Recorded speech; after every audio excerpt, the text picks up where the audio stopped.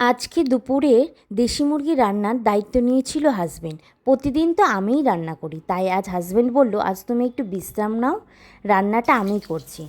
রান্নাটা কিভাবে করেছে দেখে নিই। প্রথমে কড়াইয়ে তেল গরম করে কেটে রাখা আলুগুলো হালকা লালচে করে ভেজে তুলে রেখেছে। এরপর ওই একই তেলে ফোড়ন দিয়ে কেটে রাখা পেঁয়াজ, গোটা রসুন ও থেতো করা রসুন দিয়ে ভালো করে ভেজে নিয়েছে।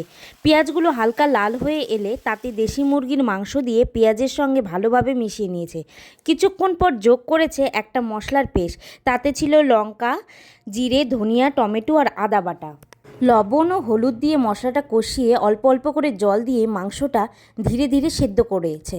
আর একটু গরম মশলার গুঁড়ো দিয়েছে। আগে থেকে ভেজে রাখা আলুগুলো দিয়ে জল দিয়ে আর একটু ফুটিয়ে নিয়েছে।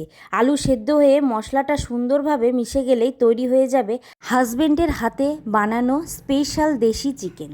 সত্যি বলতে রান্নাটা এতটাই ভালো হয়েছে যে গরম গরম এক থালা ভাত আর দেশি চিকেন, ব্যাস তাতেই জমে যাবে দুপুরের পুরো খাবার। রান্নাটা কেমন হয়েছে কমেন্টে জানিও। আমার ভিডিও তোমাদের যদি ভালো লেগে থাকে তো লাইক, শেয়ার অ্যান্ড সাবস্ক্রাইব করে পাশে থেকো।